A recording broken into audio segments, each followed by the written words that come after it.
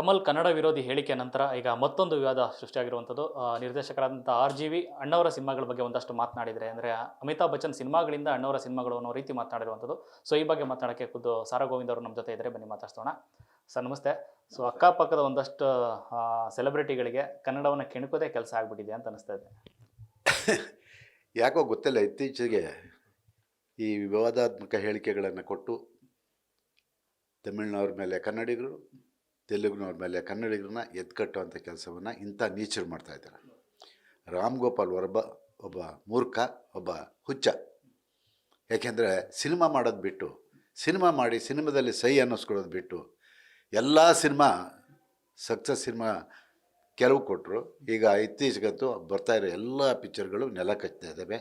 ಎಲ್ಲೋ ಒಂದು ಕಡೆ ಅಸ್ತಿತ್ವವನ್ನು ಕಳ್ಕೊಳ್ತಾ ಇದ್ದಾನೆ ರಾಮ್ ಗೋಪಾಲ್ ವರ್ಮ. ಇಂಥವ್ರ ಬಗ್ಗೆ ಮಾತನಾಡಿದಾಗ ಸ್ವಲ್ಪ ಮಾಧ್ಯಮದಲ್ಲಿ ಏನೋ ದೊಡ್ಡ ಹೆಸರು ಮಾಡ್ಬೋದು ಅಂದ್ಕೊಂಡಿದ್ದಾನೆ. ಇದನ್ನು ಅವನ ಮೂರ್ಖತನದ ಪರಮಾವಧಿ ರಾಜ್ಕುಮಾರ್ಗೆ ಇನ್ನೊಬ್ಬ ಯಾವುದೇ ಕಲಾವಿದನ್ನು ಹೋಲ್ಸೋಕ್ಕೆ ಸಾಧ್ಯ ಇಲ್ಲ. ಇಡೀ ತೆಲುಗು ಚಿತ್ರರಂಗ, ತಮಿಳು ಚಿತ್ರರಂಗ ಮತ್ತು ಎಲ್ಲ ಚಿತ್ರರಂಗ, ಇಡೀ ಭಾರತೀಯ ಚಿತ್ರರಂಗ ರಾಜ್ಕುಮಾರನ್ನ ತಿರುಗಿ ನೋಡ್ತಾ ಇದ್ದಾರೆ. ಅವರಂಥವ್ರು ಬೇಕು, ಅವರಂಥ ಒಬ್ಬ ನಟ ಬೇಕು. ಅದು ನಮ್ಮ ಪುಣ್ಯ, ಕರ್ನಾಟಕದಲ್ಲಿ ಹುಟ್ಟಿರೋದು. ಅಂಥ ಗೌರವವನ್ನು ಕೊಡೋ ಜನ ಇವತ್ತು ರಾಮ್ ಗೋಪಾಲ್ ವರ್ಮ ಈ ರೀತಿ ಹೇಳಿಕೆಗಳನ್ನು ಕೊಟ್ಟು. ಇನ್ನು ಅಮಿತಾಬ್ ಬಚ್ಚನ್ ಸತ್ತಿಲ್ಲ, ಬದುಕಿದ್ದಾರೆ. ಸ್ವತಃ ಅವ್ರನ್ನೇ ಹೋಗಿ ಕೇಳಿದ್ರೆ ಗೊತ್ತಾಗುತ್ತೆ. ನಾನು ಅವ್ರ ಪಿಕ್ಚರ್ ರೀಮೇಕ್ ಮಾಡಿದ್ದೇನೆ ಹೊರತು ಅವ್ರು ನಾನು ಪಿಕ್ಚರ್ ರೀಮೇಕ್ ಮಾಡಿಲ್ಲ. ಏನು ರೀ ಕಥೆಗೆ ಏನು ಕೊರತೆ ಇದೆಯಾ ಕರ್ನಾಟಕದಲ್ಲಿ? ಎಂತೆಂಥ ಇವರಿದ್ದರು, ಎಂತೆಂಥ ಕಥೆಗಾರರಿದ್ದರು. ಹುಣಸೂರು ಕೃಷ್ಣಮೂರ್ತಿ ಅಂಥವ್ರು, ಚೀವುದಿ ಶಂಕರ್ ಅಂಥವ್ರು, ಸದಾಶಿವ ಅಂಥವ್ರು. ಎಂತೆಂಥ ಕಥೆಗಾರರನ್ನ ನಾವು ಕರ್ನಾಟಕದಲ್ಲಿ ನೋಡಲಿಲ್ಲ. ಪುಟ್ಟಣ್ಣಂದಿಗಿಂತ ಬೇಕಾ? ರಾಜ್ಕುಮಾರ್ ಅವ್ರಿಗೆ ರೀಮೇಕ್ ಮಾಡಿ ಬದುಕಬೇಕಾಗಿತ್ತು ಅವರು.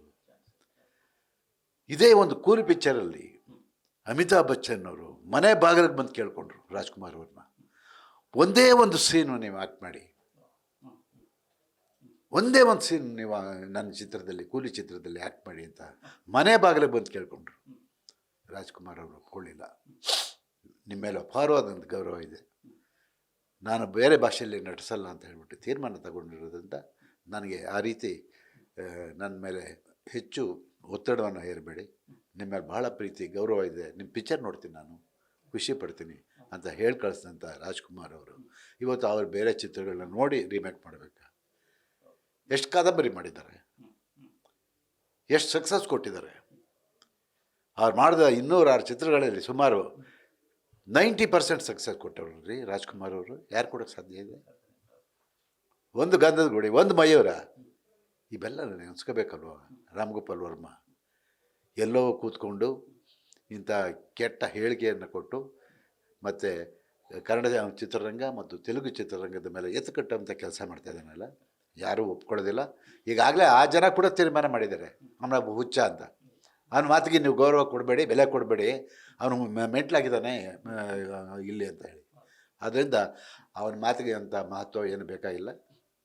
ರಾಜ್ಕುಮಾರ್ ಅವರೇ. ಯಾಕೆಂದರೆ ಪಾಲ್ಕೆ ಪ್ರಶಸ್ತಿ ತಗೊಂಡಾಗಲೇ ನೋಡಿಬಿಟ್ಟೆ ಅವರ ವ್ಯಕ್ತಿತ್ವ ಎಲ್ಲಿ, ಡೆಲ್ಲೀಲಿ. ಇಡೀ ಭಾರತೀಯ ಚಿತ್ರರಂಗ ಅಲ್ಲ, ಅಂತಾರಾಷ್ಟ್ರೀಯ ಚಿತ್ರರಂಗ ಅಲ್ಲಿ ಬಂದಿತ್ತು.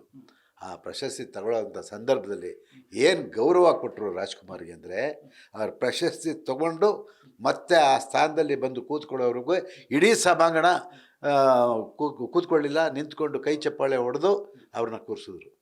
ಇದನ್ನು ನೋಡಿದಾಗ ನನಗೆಷ್ಟು ಅಲ್ಲಿ ಆನಂದ ಆಯಿತು ಅಂದರೆ, ಆಹಾ, ನಾವೇ ಪುಣ್ಯವಂತರು, ರಾಜ್ಕುಮಾರ್ ಅವರು ಕರ್ನಾಟಕದಲ್ಲಿ ಹುಟ್ಟಿ ಈ ಒಂದು ಮಟ್ಟಕ್ಕೆ ಬೆಳೆದ್ರಲ್ಲ ಅಂತ ಹೇಳಿ ಅದು ನಮಗೆ ಖುಷಿ. ಆದರೆ ರಾಜ್ಕುಮಾರ್ ಅವ್ರ ಬಗ್ಗೆ ಮಾತನಾಡುವಾಗ ರಾಮ್ ಗೋಪಾಲ್ ವರ್ಮ ಅವರೇ ಸ್ವಲ್ಪ ಅವ್ರ ಬಗ್ಗೆ ತಿಳ್ಕೊಂಡು, ಅವ್ರ ಬಗ್ಗೆ ಇತಿಹಾಸ ತಿಳ್ಕೊಂಡು ಮಾತಾಡೋದು ನಿಮಗೂ ಒಳ್ಳೆಯದು, ನಮಗೂ ಒಳ್ಳೆಯದು. ಅದಕ್ಕೆ ಮುಂದಿನ ದಿನಗಳಲ್ಲಿ ಇಂಥ ನೀಚ್ ಕೆಲಸ ಮಾಡೋದನ್ನು ಬಿಟ್ಟು ಒಳ್ಳೆ ಸಿನಿಮಾ ಮಾಡೋ ಪ್ರಯತ್ನ ಮಾಡಿ. ಎಲ್ಲ ಒಂದು ಕಡೆ ಇತಿಹಾಸ ತಿಳ್ಕೊಳ್ಳದೆ ಮಾತನಾಡಿದ್ದೀರಾ ಅಂತ. ಯಾಕಂದರೆ ಅಮಿತಾಬ್ ಬಚ್ಚನ್ ಯಾವುದೇ ಸಿನಿಮಾನು ಅಣ್ಣವರು ರಿಮೇಕ್ ಮಾಡಿದ್ದಲ್ಲ.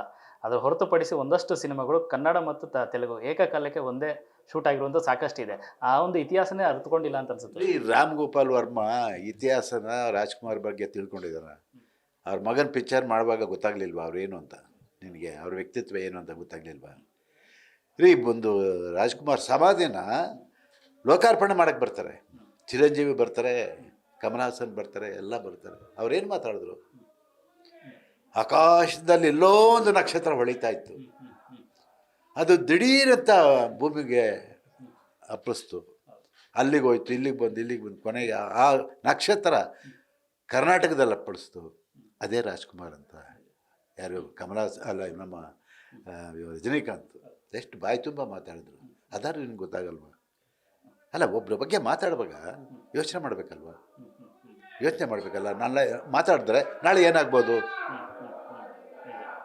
ನೋಡಿ, ಆಗಲೇ ಶುರು ಆಯಿತು.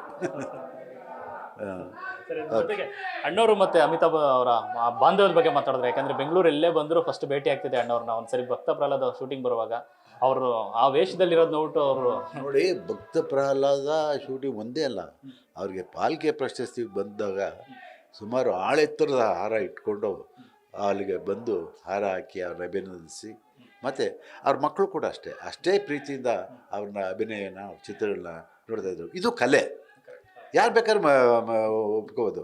ಈಗ ಅಮಿತಾಬ್ ಬಚ್ಚನ್ ರಾಜ್ಕುಮಾರ್ ಅವ್ರನ್ನ ಅಷ್ಟು ಒಪ್ಕೊಂಡ್ಮೇಲೆ ಈ ಮಕ್ಕಳು ಕೂಡ ಅಷ್ಟೇ ಗೌರವ ಇರುತ್ತಲ್ವ, ನಮಗೂ ಅಷ್ಟೇ ಗೌರವ ಇರುತ್ತಲ್ವ ಒಬ್ಬ ಕಲಾವಿದ ಅಂದರೆ. ಅದು ಬಿಟ್ಟು ಆ ರಾಜ್ಕುಮಾರ್ ಅವರು ರೀಮೇಕ್ ಮಾಡಿ ಬದುಕಬೇಕು ಅನ್ನೋ ಒಂದು ಇದೇನು ಅವ್ರಿಗೆ ಇರಲಿಲ್ಲ. ಬೇಕಾದಷ್ಟು ಜನ ಈಗ ನೋಡಿ, ಇವತ್ತು ನಮ್ಮ ಕಣ್ಮುಂದೆ ಇಲ್ಲ, ಭಾರತನವರ ಎಂತೆಂಥ ಕಾದಂಬರಿಗಳನ್ನ ಕೊಟ್ಟರು, ಎಂತೆಂಥ ಕಾದಂಬರಿಗಳನ್ನ ಈ ನಾಡಿಗೆ ಕೊಟ್ಟರು. ಒಂದು ಜೀವನ ಚೈತ್ರ, ಎಷ್ಟು ಬದಲಾವಣೆ. ಒಂದು ಬಂಗಾರ ಮನುಷ್ಯ, ಒಂದು ಕಸ್ತೂರಿ ನಿವಾಸ, ಒಂದು ನ್ಯಾಯವೇ ದೇವರು, ಇವೆಲ್ಲ ಏನು ಹೇಳ್ತೇವೆ, ಕರ್ನಾಟಕದಲ್ಲಿ ಒಂದು ಸಂದೇಶಗಳನ್ನ ಕೊಡುವಂಥ ಚಿತ್ರಗಳು. ಅಂಥಂಥ ಮಹನೀಯರು ಇಲ್ಲಿ ನಿರ್ದೇಶಕರಿದ್ದರು. ನಾವೇನು ಹೋಗಿ ಬೇಡಬೇಕಾಗಿರಲಿಲ್ಲ, ಕಥೆ ಇಲ್ಲ ಅಂತ ಹೇಳಿ. ಅದೇ ಅದನ್ನು ಮೂರ್ಖ ತಿಳ್ಕೋಬೇಕು.